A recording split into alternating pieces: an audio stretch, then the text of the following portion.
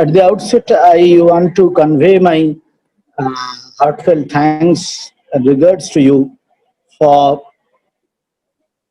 inviting me in this webinar. As you are going to accredit yourselves, your college especially, uh, and also now this assessment and accreditation process all over India. For many colleges, many universities, they are preparing in this new manual. So naturally, from different parts of the country and also in this state, we are seeing that academicians are coming up with uh, keen and very deep interest so that they can develop their quality, enhance the quality in their own field. You see, you have told me to speak on the benchmarking, and the very word benchmarking in the topic you have sent to me, it was written the word benchmarking. And the very word benchmarking uh, has some other connotation in terms of NAC accreditation. Because you know, in this present NAC assessment and accreditation manual, the entire process, when it has been revised just within 2 or 3 years ago, from there on, we have seen that the scoring pattern or the scoring system developed by NAC is based on this benchmarking. But in generic term, the word benchmarking denotes a particular pattern or the particular assessment, pattern of assessment that an individual or an institute may have while considering his own or their own enhancement in quality perspectives of higher education. In general, if you go to NAC or NBA or NIRF, what it may be, even in the case of the ranking procedure, international ranking procedures that we perceive nowadays, different times or Shanghai or QS, whatever it may be, we find that the higher education institute or the performance of the higher education institutes or individuals is being assessed relying on some objective parameters. To me, these objective parameters may be classified broadly in 4 groups.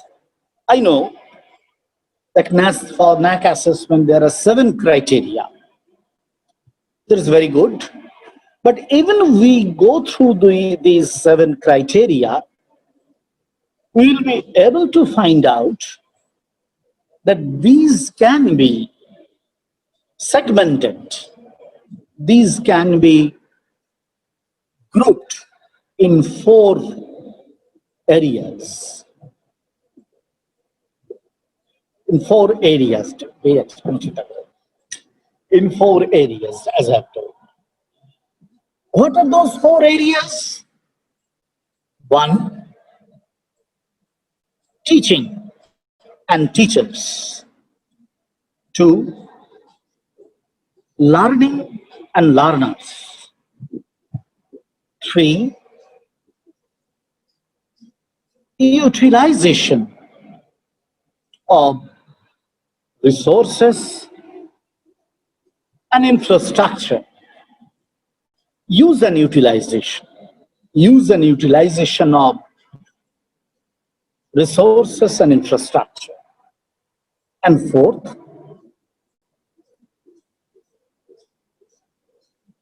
ISR, institutional social responsibilities.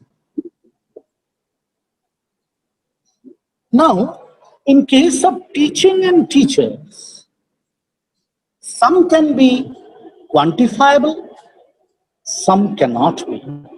Some parts of this teaching and teacher performance can be quantified, but at the same time we see some cannot be quantified. Same is in the case of the group 2, learning and learners. Some portions can be measured with some quantifiable benchmarking, some cannot be. In case of third group, when we talk of these infrastructure and resources, its utilization, its deployment, we understand that although some are quantifiable, but in maximum, there is a need to judge all these parameters under this third group, to assess these parameters through some interactive process, through some direct verification process, as we call it, physical verification process. Not only physical verification, there is also a need of interactive sessions to assess the parameters, the aspects, the facets of this third group. In case of the fourth one, ISR, here also, although some are there, some parameters are there in these 4 groups, which can be measured through some quantifiable benchmarking, but in case of a lion's portion of this group, we need some same type of physical verification, interaction, etc. Now, one may ask that when NAC assesses or ranking process assesses an institute, can we, the stakeholders, the institution as a whole, and the members of the institution individually, can they not know what are the benchmarking? See, for example, pass percentage. If we know that the expected pass percentage, the benchmarking in the pass percentage, highest benchmarking is 95%. We can try to develop, and we can understand that where we are now standing. What is our position? This is a very logical question I have faced in many cases. That when the agencies, assessing agencies, they are putting some benchmarking, considering different aspects of higher education, its outcomes, its utilizations, can we not think in this way that the stakeholders should also know. Why are they keeping this secret? As if something, a hidden treasure. The assessment agencies only will know all these things. And we will be in the dark. Why? You see, here is a logic, but at the same time, what we feel, what I have also seen, and when I talk to my teachers, my supporting staff, my students, our ex-students and our parents, I tell them, that you see, there may be some benchmarking kept within the ties of NAC file or NBA file or ranking process file. Let us not consider on those things. Let us create our own benchmark. Let us think by ourselves when we meet together. Let us, we teachers are meeting. All right, very good. Let us fix our own benchmarking. See, this year we have seen that progression and placement in our institute goes 80%. Let us try to improve it in the next year to 82% or 84%. So, when we sit together, we can set some benchmarking when the quantifiable parameters come to our fold. This is one thing. And in the same case is in the same case happens in the case of quality parameters, which can't be quantified. There also we can set some benchmarkings. Yes, this year we have seen that we have been able to interact our students, to get feedback from the students. But have we noticed that even in the feedback time, when we met our students, there were some who are not able to open up their feelings? It happens. I have seen in institutes, we are meeting students.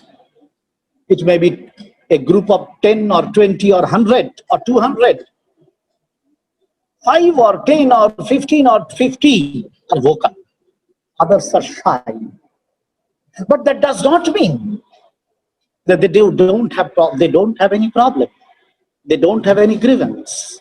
They don't have any further requirement for their own development, or they don't have any suggestion which may be beneficial for the institute or even for the teacher. It may happen. So when we meet together, we can think, how can we make our learners more friendly? It can't be quantified. We are walking by the corridors. At the end of the day, we are coming downstairs. And students are also coming. They will go back to their home or hostel. We are coming, our work is over. We will also go back to our home or quarter. But even that time, students are in the mood of a relaxation. We are in the mood of relaxation. Can these two moods interact?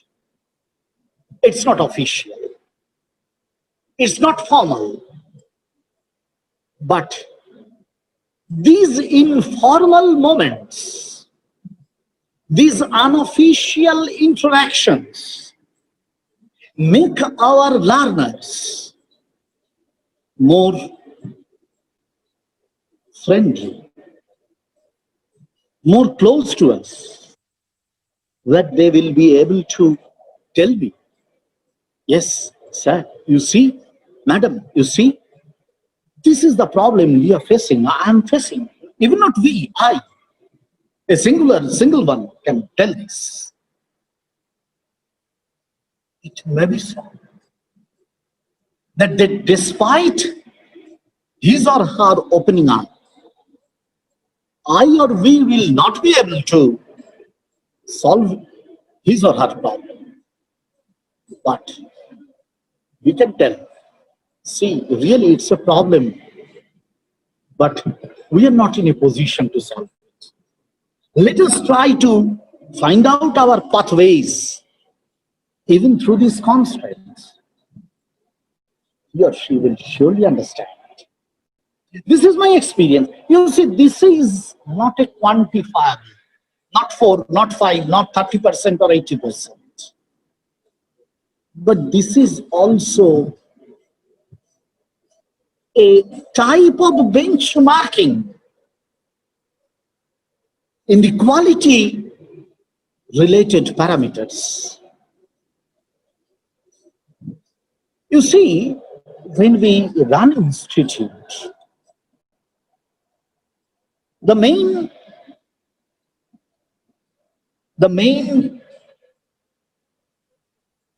part of the institute is not its buildings, not its lab equipments, not the money, but the human resources. And when we consider these human resources, teachers, students, supporting staff, ex-students, guardians, local people, society, if we understand that these human resources are the most fundamental, most important parts of the development procedure of my institute, then we will be able to see that we have been instrumental, we are becoming instrumental in changing the entire institutional phenomenon. Hence, when we speak on this benchmarking in terms of the assessment or accreditation, we, the institutions, with administrators, teachers, we should think that benchmarking should not be considered only as something quantifiable. It is also a quality matters. I cannot tell 1 or 2 or 3 for everything, but I can understand, I can feel, yes, for last week, I have become more close with my colleagues, or reverse. For last 1 month, I'm not able to interact with my colleagues with a very friendly mind. So this is a benchmarking that is very much required in an institute for the all-round development. Now, I have another set of experiences that I want to share with you. You see, it's really unique to build up excellent infrastructure, but at the same time, it's no less important to see whether these infrastructures are used with, with its optimum level by each and every one of the institute as and when required. What happens, what happens to, I have seen that in some, say for example, just don't mind, I beg your pardon, forgive me if I speak anything wrong. But what I am telling, this I have seen, that when we are meeting, we teachers are meeting, we have a very good conference room. We are meeting there. But when we meet non-teaching members, we are calling them in some one room. They are sometimes they're keeping standing, sometimes they're sitting in the benches. See, they feel that the state-of-the-art conference room is not for them. Naturally, it creates a divide. It creates a divide. And this type of infrastructural divide is not at all beneficial. Same in the case, as you know, in the present situation all over the world, this is a pandemic crisis the world is facing. Perhaps one of the most dire crisis the world is facing in last 50 or 60 years. And naturally, when the education sector is considered, we feel that we are the most badly affected victims. Our students, we teachers. So there is an attempt to overcome this, and for that online teaching learning has come in the front. Earlier it was there, but now to overcome this crisis situation, we are trying to replace the classroom teaching, the campus teaching learning with the virtual teaching learning. That is very much needed, undoubtedly true. But at the same time, we need to think that this virtual teaching learning, this online teaching learning, whether it is reaching out each and every one of my students, this has happened. Now I am in another college of Ramakrishna Mission. You have told that I am the principal of Ramakrishna Mission Vidya Mandir. I was there. I have come here on 24th. Now I am another college of Ramakrishna Mission. It is Ramakrishna Mission Residential College, Narendrapur, in the southern part of the Kolkata.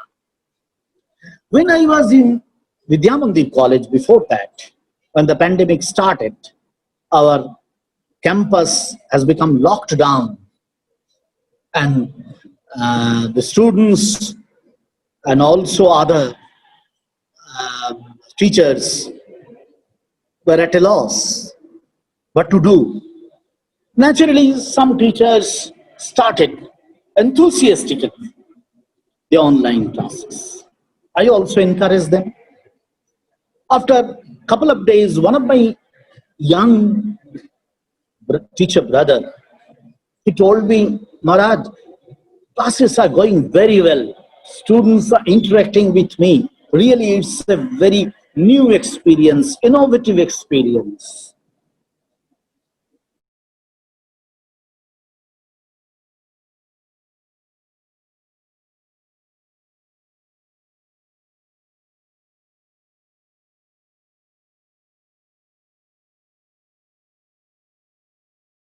Now, now I asked him, oh, very good.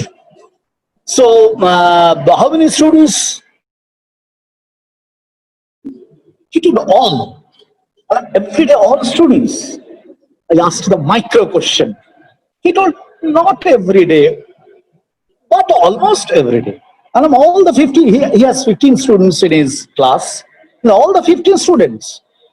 Then he again told, only one Maharaj, he is not able to come up.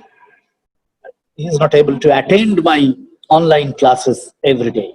And then what happened? What's the problem with him? Have you asked? He told yes. He told that there is some connectivity problem. He stays in a rural area and naturally has some connectivity problem. So he is not able to attend the lectures. Even he attends, he is not able to listen to it thoroughly, continuous. There are interruptions. I told, very good. So what are you doing for that particular one student? He was silent. He told, no, Maharaj, I didn't think. I thought all 14 students are doing well. So anyhow, that student will do something with the help of his friend. I told, that's right. But at the same time, is it not my responsibility as a teacher to take care of even that single one who is being left out, not for his cause, but for the reason which is beyond his grip, beyond his control? What can I do for him?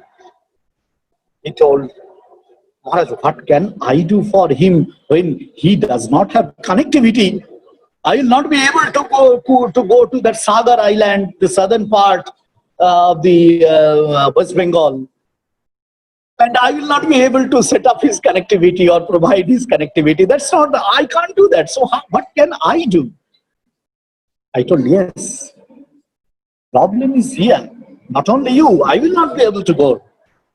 But my question is, this type of digital divide will not only create a different type of class consciousness, but at the same time will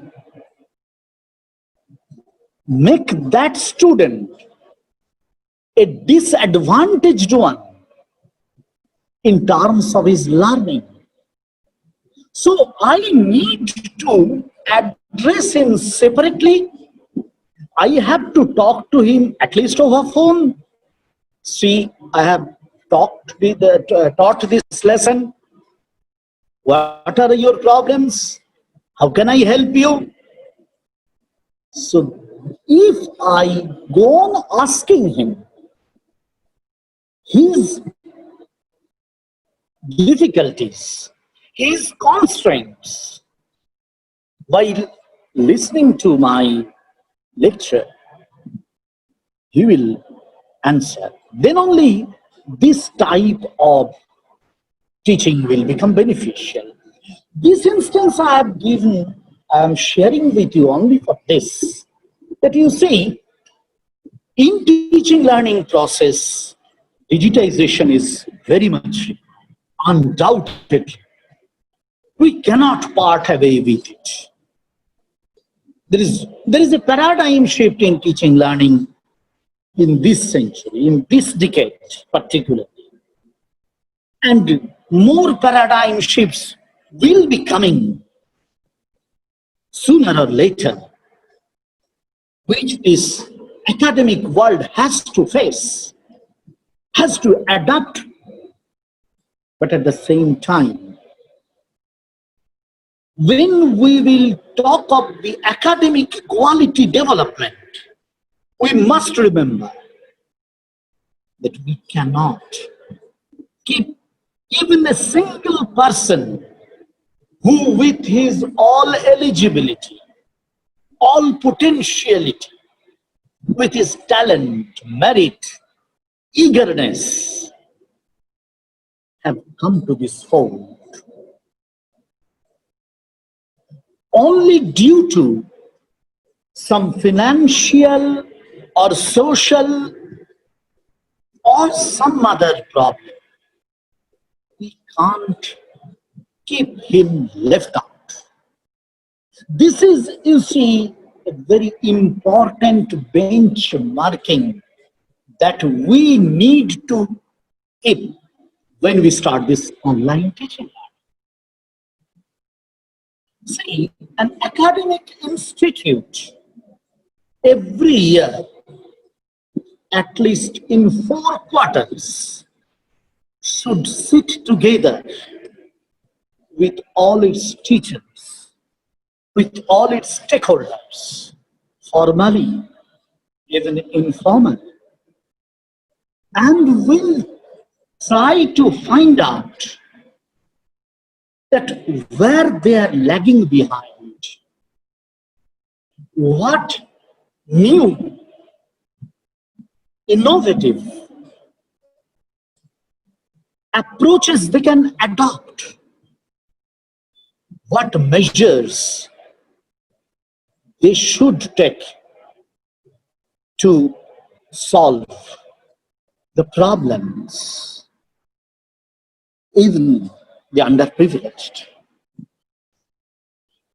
You see, all of us are very much aware of all these problems.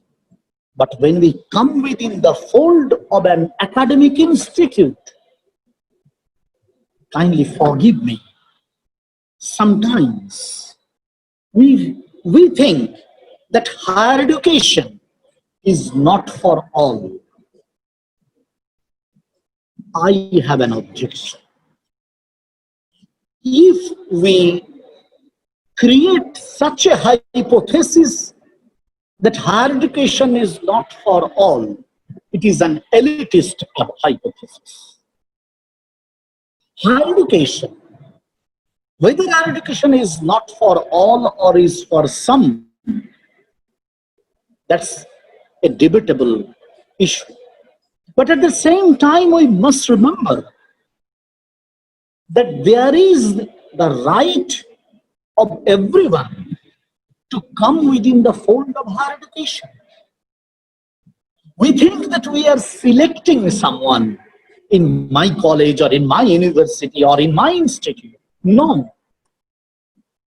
We are not selecting any student. We are not selecting anyone.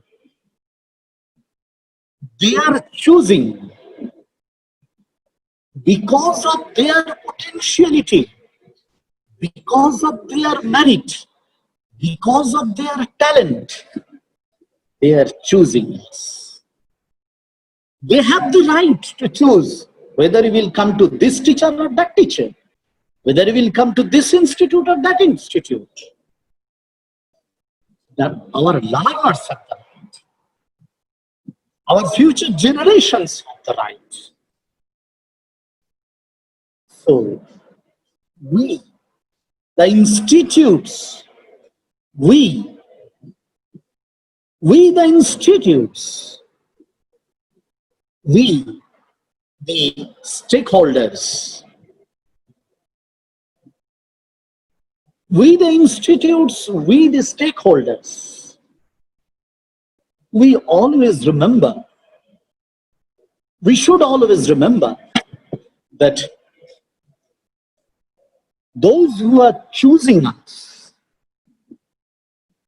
those who have the eligibility, capability of their merit, of their talent, of their eagerness, of their sincerity, naturally, that institute has the responsibility to address each one of these choosings. If our higher education scenario tries to think in this way, that we are for this. We tell, always we speak the student-centric learning. It means student-centric learning. Is it only so that students come in the class and will ask the questions and interact, student-centric learning is over? No. This is a part of a student-centric learning. This is a small segment of student-centric learning.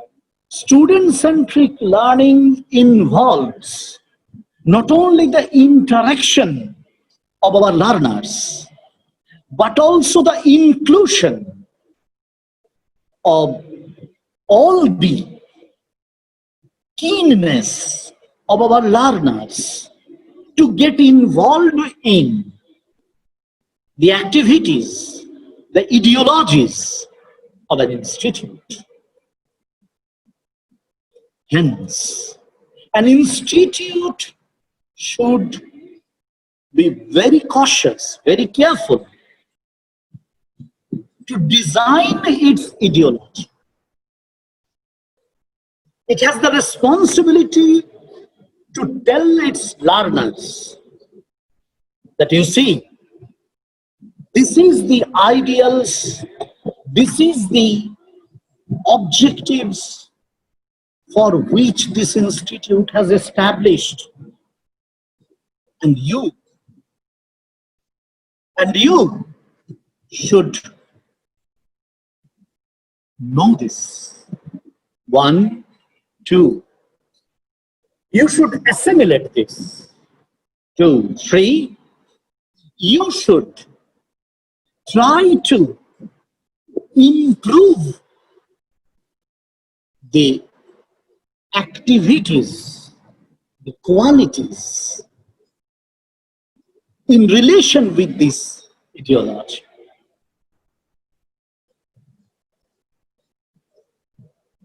Hence, an academic institute is not only meant for giving some mark sheets, some certificates, but at the same time to create citizens which will develop, these citizens will develop within themselves some very lofty ideals. And here, an institute's benchmarking in higher education, in the quality contribution of the higher education, is to be set by the institution itself. I hope that all of us will try to cater all the best qualities a human individual can have, or a human individual should deploy in its everyday activity. I hope all of us, we the teachers, we the academicians, we the administrators, we the academic institutes, should try to cater these values. Once these are catered, we will see our infrastructure is really the state-of-the-art one. Our resources are best utilized. Our institutes are best ranked, best assessed. I think one day or other, we will be able to reach the zenith. With this prayer to the Almighty, I conclude conveying my heartfelt namaskars and love to all of you. Thank you.